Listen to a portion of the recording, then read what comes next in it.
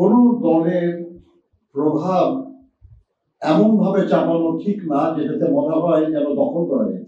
মানুষ আপনাদেরকে শ্রদ্ধা করে, মানুষ আপনাদের ভালোবাসে, মানুষ বিপদে আপদে নানা বিষয়ে পরামর্শের জন্য আপনাদের কাছে আসে।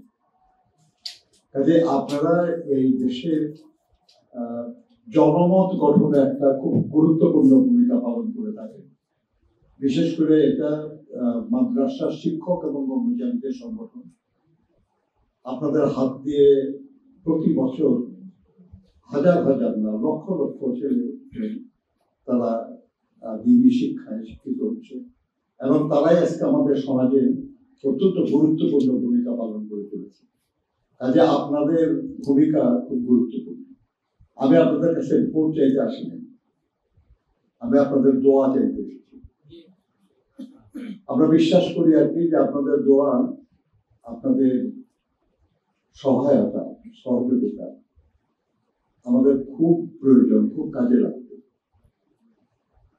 আমাদের নেতা, যিনি আমাদের দলের প্রতিষ্ঠাতা, তিনি দলটাকে আমাদের সময়ে এসে এটা প্রতিষ্ঠা করেছিলেন যখন এদেশের মানুষরা, বিপুল সংখ্যাগরিষ্ঠ মানুষ যে দেশের মুসলমান, সেই দেশের মানুষরা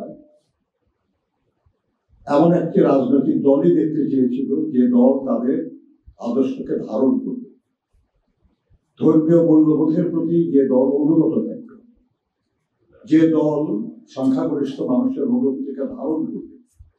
আর সে কারণে তিনি সংবিধানে বিসমিল্লাহির রহমানির রহিম এবং মূল নীতিতে মহান আল্লাহর প্রতি বিশ্বাস এবং আস্থার কথা বলেছেন। কাজেই আমরা তারই কর্মী। আজকে যারা এই দায়িত্বে আছে সবাই শহীদ জিয়ার আদর্শে অনুপ্রাণিত করেন এবং এমন কোনো কিছুই শহীদ প্রেসিডেন্ট জিয়াউর রহমান করেন নাই যেটাকে বদলাতে পেরেছে।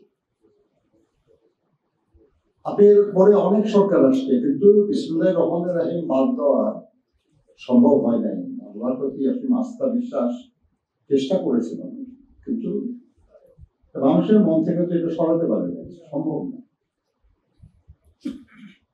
আমি আপনাদের কাছে শুধু একটা বিনীত অনুরোধ রাখবো যে আপনারা যেভাবে চিন্তা করছেন সেটা সঠিক চিন্তা।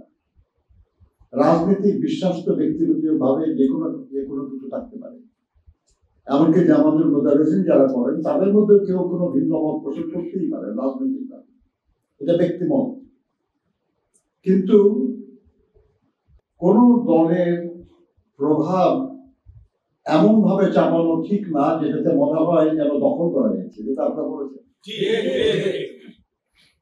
এটা তো জবরদস্তি, সেটা কৌশলেই হোক আর বাস্তবেই হোক। আমরা এটার বিরোধী। আমরা মনে করি যে আল্লাহ মেহেরবানি যদি আমাদের উপর আল্লাহ দায়িত্ব অর্পণ করেন, আমরা চেষ্টা করব যে কোনো প্রতিষ্ঠানে যেন কোনো ধরনের জবরদস্তি না হয়, সবাই যেন যার যার ইচ্ছা অনুযায়ী যা অনুশীলন করতে চান সেটা করতে পারেন। কাজেই একটা গণতান্ত্রিক দেশে এটি স্বাভাবিক। আপনি কাউকে যেমন বলতে পারেন না কি যে তুমি এটা করতে পারবে না, আবার এটা করবে, এটা করতে বাধ্যও করা যায় না। তো আমরা ওইভাবেই চিন্তা করব এবং সব ব্যাপারেই আমরা আপনাদের পরামর্শ, উপদেশ আমরা পাবো বলে আশা করি।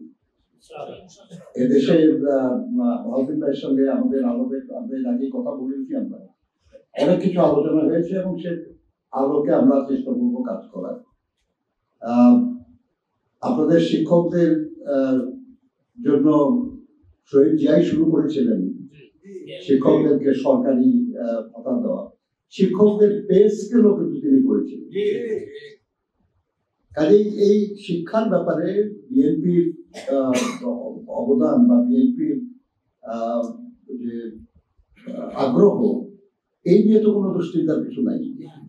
আল্লাহর মেহরবানি যদি হয় তাহলে যেগুলো অবশিষ্ট আছে সেগুলো করা যাবে।